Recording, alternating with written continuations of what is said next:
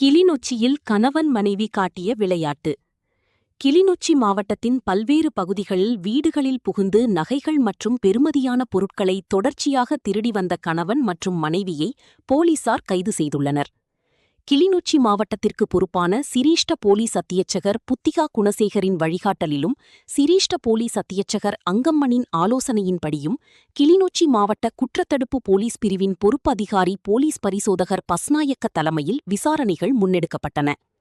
இதன்போது போலீஸ் உத்தியோகத்தர் ஏக்கநாயக்க வழங்கிய தகவலின் அடிப்படையில் விநாயகபுரம் பகுதியில் வைத்து 24 வயதுடைய கணவரும் 20 வயதுடைய மனைவியும் கைது செய்யப்பட்டதாக போலீசார் தெரிவித்துள்ளனர்.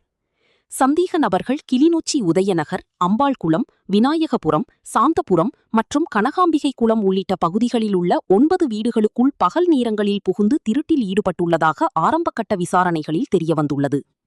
திருடப்பட்ட 10 பவுனுக்கு மேற்பட்ட தங்க நகைகள் மற்றும் தொலைபேசிகள், தொலைக்காட்சி உள்ளிட்ட பல பொருட்களையும் போலீசார் மீட்டுள்ளனர். கைது செய்யப்பட்ட சந்தேக நபர்களையும் மீட்கப்பட்ட பொருட்களையும் நாளைய தினம் நீதிமன்றில் முற்படுத்த நடவடிக்கை எடுக்கப்பட்டுள்ளதாக போலீசார் தெரிவித்துள்ளனர்.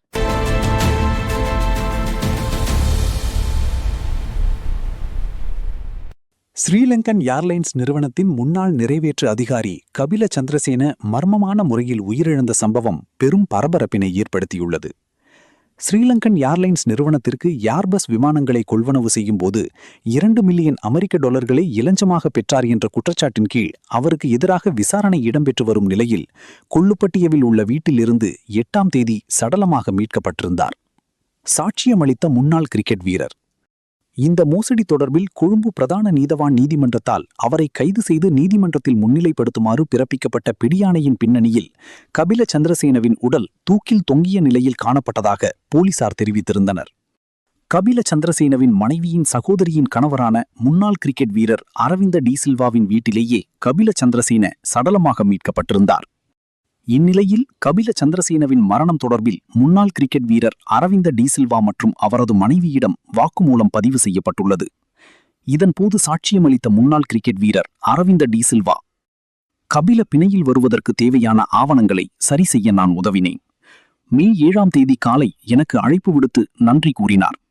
அன்று மதியம் அவருக்கு மீண்டும் நீதிமன்ற பிரச்சினை இருப்பதாக கேள்விப்பட்டு அவரை எமது வீட்டிற்கு வரச் சொன்னேன். அன்று இரவு அவர் தனது வீட்டிற்கு சென்று மருந்துகள் மற்றும் ஜிம் மேட் ஒன்றை கொண்டு வருமாறு தனது பணியாளரிடம் கூறிய நிலையில் எதற்காக ஜிம் மேட் என்று கேட்டபோது உடைகளை தொங்கவிடாது தேவை என அவர் கூறினார். இரவு அவர் என்னிடம், நான் வெளியே வந்து 1 நாள்தான் ஆகிறது, மீண்டும் என்னை சிறையில் தள்ள பார்க்கிறார்களே என்று கவலையுடன் கூறினார். மறுநாள் காலை நீண்ட நேரமாகியும் அவர் கதவை திறக்கவில்லை. சட்டத்தரணியுடன் சேர்ந்து கதவை திறந்து பார்த்தபோது அறையில் தொங்கிக் கொண்டிருப்பதைக் கண்டேன். மருத்துவர் வந்து அவர் இறந்துவிட்டதை உறுதிப்படுத்தினார் என சாட்சியமளித்துள்ளார். மிகுந்த மன உளைச்சல். இதன்போது சாட்சியமளித்த முன்னாள் கிரிக்கெட் வீரர் அரவிந்த டி சில்வாவின் மனைவி, கபில இறப்பதற்கு முந்தைய இரவு மகிழ்ச்சியாக இருக்கவில்லை. எனது தங்கை மற்றும் பிள்ளைகள் ஆஸ்திரேலியாவில் வசிக்கின்றனர்.